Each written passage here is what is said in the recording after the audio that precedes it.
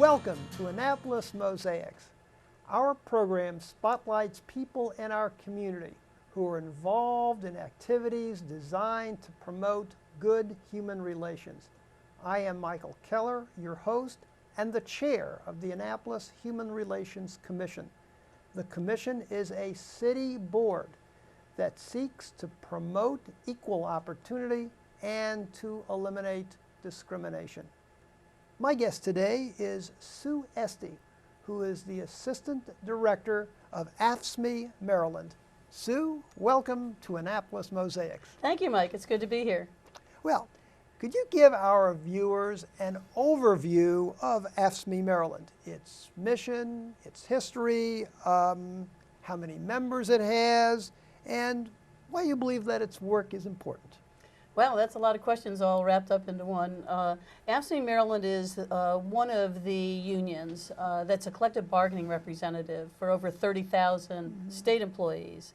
Our mission really is to represent the employees in all aspects of their work. Specifically, we negotiate a collective bargaining agreement. We administer and enforce that agreement.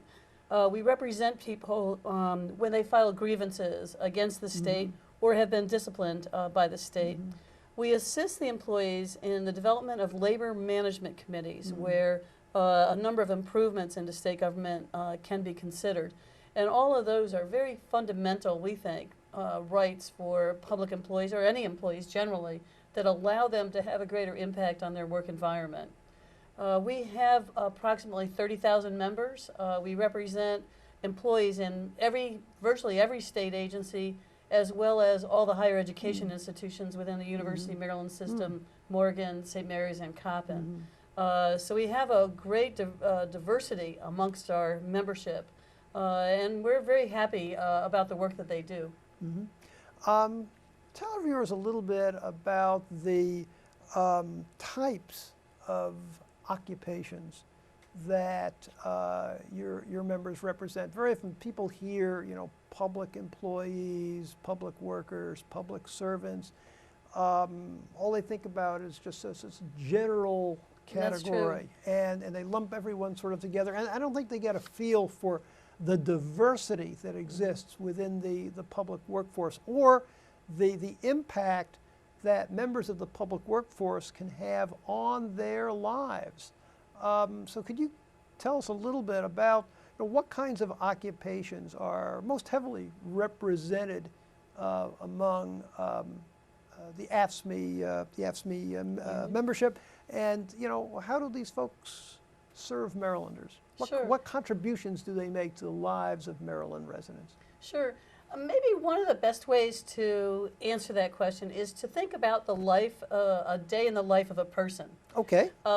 When you get up and you brush your teeth, the quality of the water is a result of a public employee inspecting that water and a public employee handling the water and sewage that makes sure that happens.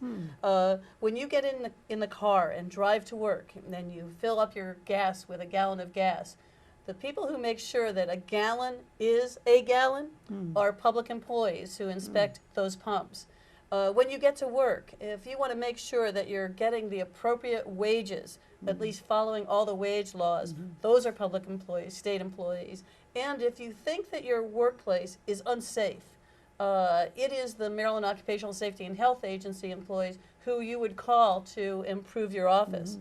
While you're at work, if you're worried about your kids, there are state employees who are involved in helping people pay for their child care assistance. There are state employees who enforce do child support enforcement to ensure that kids are adequately represented, and there are state employees who help provide foster care for those kids. Then once you go home and your kids are on the streets, one of the reasons they're safe is because there are parole and probation agents and there are juvenile services employees who are working with those who have had interactions with the law, shall you say, to make sure that doesn't happen again. And a lot of correctional officers in the state, in the prisons, help make sure that the neighborhoods are safe as well. So from dawn to dusk, state employees are helping to make sure that Marylanders have an adequate quality of life, a safe life, and the supports necessary to make sure that families stay whole and happy. Well, that really does give a really, I think, excellent perspective, I think, on the contributions which public employees have in terms of the lives of Marylanders. Sue, are there some things that would come as a surprise to Maryland residents in terms of what state municipal employees do? Are there some services that are provided that people probably would just never even think of, that we as average citizens would not necessarily know about, that has an impact on folks' lives?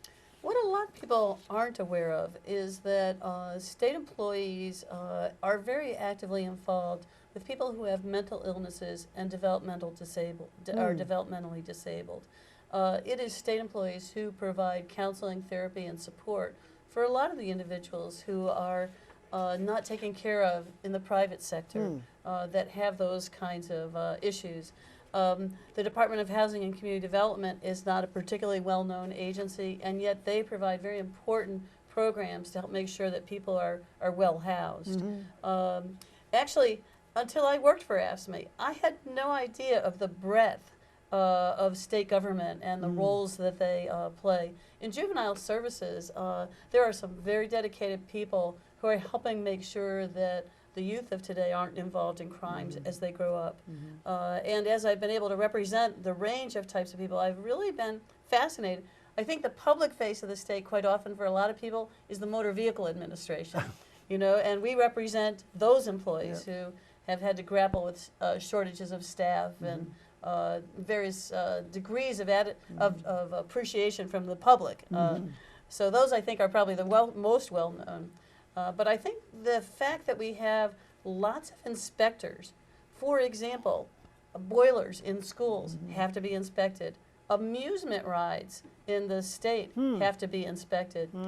The horses that run in the races at Pimlico have to be drug tested. And it's our employees that do the drug testing of the horses. A quite challenging job, as I'm sure you could guess.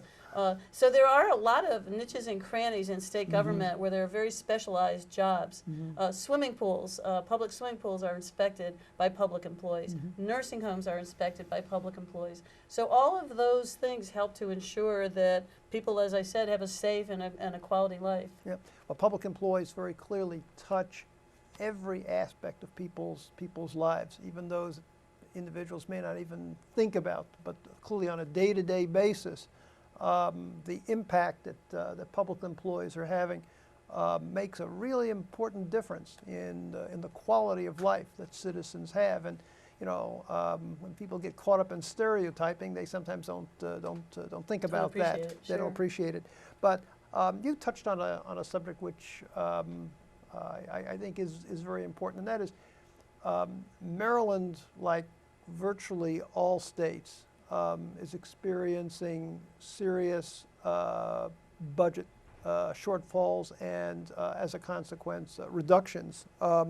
And it's basically it's an outgrowth of the Great Recession and the tepid recovery, capital T, capital R. How are these cuts affecting public services? Well, I would say this is one of the top issues that state employees are confronting today. Parole and probation agents, for example, on average, should have about 50 cases to supervise, and they can have upwards of 300 cases. Correctional institutions, there was a staffing analysis done to determine how many correctional officers there ought to be. And throughout the state, I think it's about 14 institutions altogether. There's several hundred less correctional officers than would be the ideal. In Department of Social Services, where very critical support is provided in the way of food stamps, rental assistance, housing assistance, the lines are very long. So many people are unemployed today. It's very difficult for, especially first-time people who've never been to the state for assistance before, when there's not enough caseworkers to be able to assist them. So I would say the biggest impact is that employees are being asked to do way more with less than ever before. And, by there being you know, the old thing is that you said you try to do more with less. But in reality, that's very, very hard to do in practice because, and we see this not only in the public workforce, but we also see it in the private workforce as well, as employers are downsizing, but the responsibilities that exist don't change. So there's more and more pressure put on workers, but you know, in the public sector, though, you're talking about individuals who can make life and death decisions often, or certainly decisions that could have a consequential impact on the health and safety of individuals. And you know, in theory, you can talk about that you can do more with less, but in reality, you really end up doing less with less. And, Absolutely. and, I mean, despite what administrators like to talk about. Absolutely, that's totally true. I mean, think about how many nursing homes there are in Maryland and how many group homes. There are less than 10 people inspecting all of the nursing homes and all of the group homes in Maryland, of which there are hundreds of them. They can't, in some cases, even do an annual visit to make sure that things are up to par. Those kinds of shortages can have an absolute and direct impact on the quality of lives of a lot of Marylanders. And certainly if there is a scandal in, for example, in a nursing home situation, then the public gets up in full fury about it, and the media run their editorial comments and blame the employee. And that's right, and they blame the employee, and very often it's sometimes the same media outlets that are editorializing against additional revenues or the such. But in any case, I think that very clearly what you've underlined shows you, or at least tells our viewers, the real consequences that will come by these budget cutbacks, which of course are the result of the economic turmoil which the country is facing in this very, very slow recovery that we're in. That there are going to be painful adjustments because there aren't enough employees to do the work that needs to be done. You'd agree with that?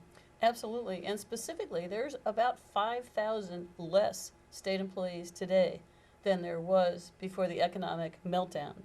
And it's not as if state employees were sitting around twiddling their thumbs beforehand. And one of the things is, most people who work for government don't do it for the money.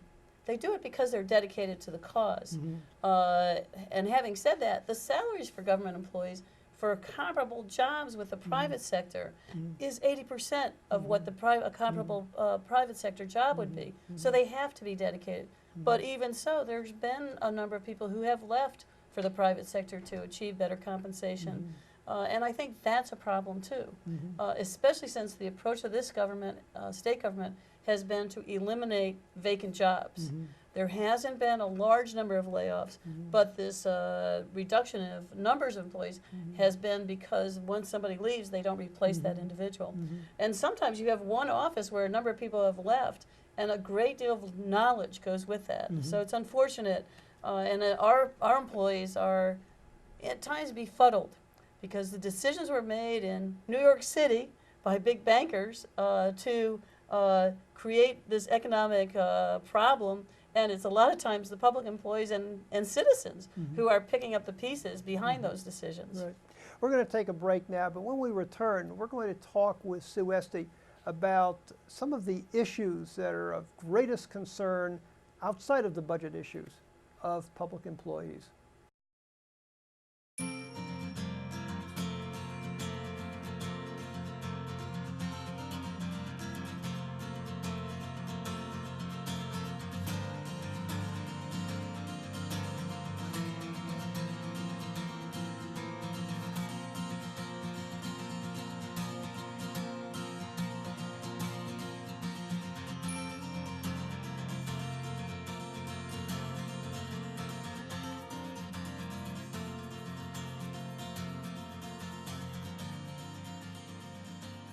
We're talking with Sue Esty, the Assistant Director of AFSCME Maryland. Sue, aside from the budget cuts, there are a number of issues that face public employees in which there's a considerable amount of interest. And I think one of them is collective bargaining. What actually is involved there? Why are organizations like AFSCME so concerned about it?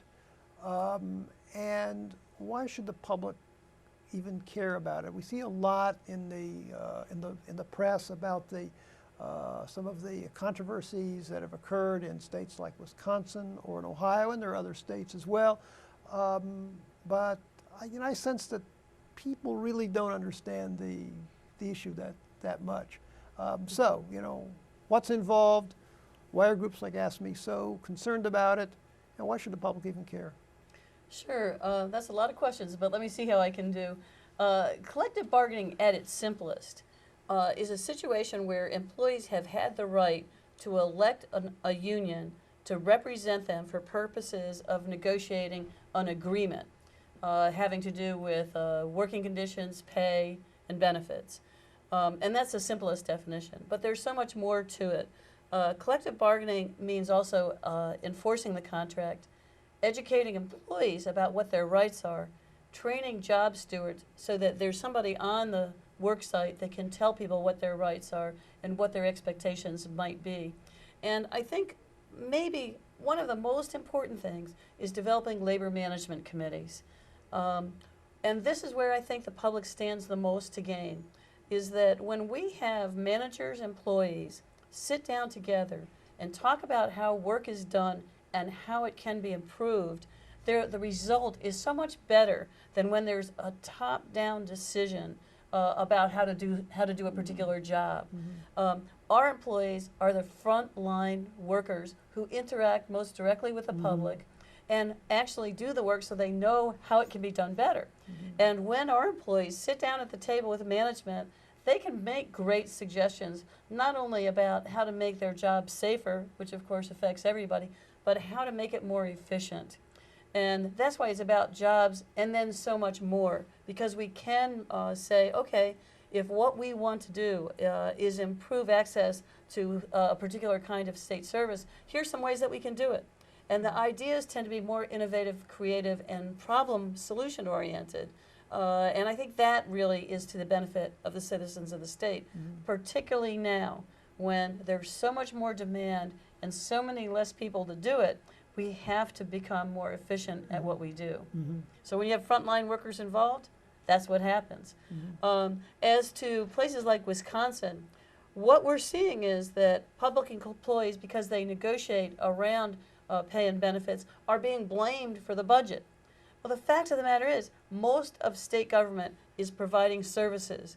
Therefore, a lot of the state budget is employee costs. In fact, since employees help make government more efficient, it's a mistake to blame them when there's in fact been a problem of a decrease in revenues. In Wisconsin, basically, it's been, the talk was originally about cutting people's pension benefits, but what it really was about was removing employees' rights to collectively bargain and improve the workforce. And I think the citizens of Wisconsin have shown they don't agree with the decisions of the governor to eradicate those rights because they know that they're going to benefit from them. One issue that you alluded to earlier, which I want to return to because I think it's important, and that is there is a perception out in the public that public employees receive greater pay and benefits than do their counterparts in the private sector. Would you respond to that? Sure. There has been study after study that public employees in general are not paid as much as the private sector for comparable jobs. Keep in mind, a lot of state jobs do require a college degree, or even a graduate degree of some type. Whereas at this point in this country, what's happened is the employment in the private sector has become increasingly service sector jobs. So what happens sometimes is comparing apples and oranges. When you have an increasing number of the country providing jobs like working at McDonald's or housekeeping or other kinds of low-wage occupations, sure, state government may look a little bit better paid. But that's not when you compare comparable jobs. When you compare nurses that work for the state and nurses in the private sector, the nurses for the state earn less. And that's pretty much the case for virtually every type of professional occupation. And that's, I think, one of the challenges of the state is how do you continue to attract and retain quality employees in this kind of a competitive environment. So in other words, making across the board in generalities between the pay of public employees and the pay of private employees without controlling for anything is sort of like making a comparison and expressing unhappiness with the fact that employees of Hewlett-Packard or Intel make more on average than the employees of McDonald's or Target. You could say that, although I would say state employees don't make as much as employees at Intel either. That's true. That's true. But again, the point there is that it's a different kind of job. It's a different kind of job. It's an apples and oranges shift. Now, moving on to the issue of, I think I also want to explore the issue of benefits too. You hear very frequently the points that are made that people in the public sector get good benefits, health care, pensions, defined benefit pensions, guaranteed pensions, and other benefits, and these things are disappearing in the private sector. How would you respond to that? Well, one of the things that worries me is that now the people who are retired, a fair number of them had the benefit of a good pension plan. As that has been eroded in the private sector, we're going to see large numbers of retirees in the future who just don't have enough money to survive. Our view is, instead of talking about public employees losing their benefits, it's time this country started looking at protecting people in their retirement. When this country created the Social Security provision, that was a huge saver. There were a lot of elderly people starving prior to the Social Security. Now what we're going to see is a lot of elderly people without homes, without food, without clothing, because they don't have enough savings to survive when they retire. A typical employee who has a 401k type of retirement plan has only saved about $40,000. And if they're going to live any length of time, I think there's a huge percentage, I can't remember the number offhand, have about $40,000 saved. So if they're going to live 20 or 30 years after they retire, I don't know how they can possibly survive. They're going to be dependent on their children. And it's going to affect generations of people that this country has decimated its pension system. What other issues would you identify as outside of the budget issues, outside of pay and benefits, outside of collective bargaining, are of concern to AFSCME right now as it represents its workers? I think one of the things that is a concern for public employees generally is the idea that privatization somehow improves government services. We've fought that back a lot. A number of years ago, there was an effort, and it succeeded, to privatize, for example, the Child Support Enforcement Office in Baltimore City. And study after study has not shown that it's improved the services at all. In fact, it's relatively comparable to public employment. But the thing that happens is the public loses its control when you privatize a particular function. Quite often what will happen is, I remember a situation where the print shops were privatized for the state, and we had people who did printing for the state. Originally a private company might come to the state and say, have I got a deal for you? I can do this for that much less. Of course, after it's privatized and the printers are already gone for the state, that private sector individual can up the cost. They now have a monopoly on it, and it's no longer being done in a cost-effective way by the state. There are in the state both public and private security officers, And our security officers had a meeting with the administration because over and over again, they have to listen to complaints about the quality of the work done by the privates, not because they're bad people, but their pay and their benefits are less, and their commitment to the job is so much less. So quite often, that's an issue for us, is an effort to say that business can do it better, and essentially what they're really meaning is business can make more profits while the employees lose all their benefits and get less pay. AFSCME asks its members on its website for ideas on ways to save money for the state. And the website mentions that you've got lots of really, really good suggestions about how to do that. Are you aware of those? Can you share Some any? of the suggestions? Yeah, some of the suggestions. What kind of ideas have come back from AFSCME members who work in the public sector in terms of ways in which their employers can save the taxpayer money? Well, one example is in regards to procurement. For some reason, and I haven't figured it out, all state agencies must buy their supplies from a certain place, which I'm not going to name. But the cost of buying the supplies from that place is much higher than if they had even gone out to the store and bought those office supplies. That's one that is a problem with the procurement process, I suspect, that most people wouldn't have even thought of, and it results in thousands and thousands of dollars of difference in cost for the state. That's the one that stands out to me the most, and a perfect example that you would have to be in state government to be aware of that as being a problem. Sue, if any of our viewers are interested in getting more information about AFSCME Maryland, is there a website and a telephone number that they could, or an address that they can access to learn more about you? Yeah, sure. We do have a website, and I should say AFSCME stands for the American Federation of State, County, and Municipal Employees. So our initials are AFSCME, and we're Maryland. So our webpage is afscmemd.org, and we can be contacted through that. We also have a toll-free number, which is 1-800-492-1996, and we can be reached at that phone number. Thank you for viewing our program today, and please join us again on Annapolis Mosaics.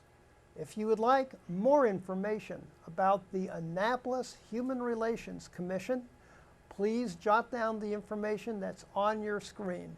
You can reach us at 410-263-7998 or by email at hrcommission@annapolis.gov. Or you can check out our page at the City of Annapolis website. Go to www.annapolis.gov, click on the icon that reads Boards and Commissions, and then scroll down to the Human Relations Commission page. And always remember the words of Dr. Martin Luther King Jr., who said, "We have flown the skies like birds and swum the seas like fishes, but have yet to learn the simple act of walking the earth as brothers and sisters."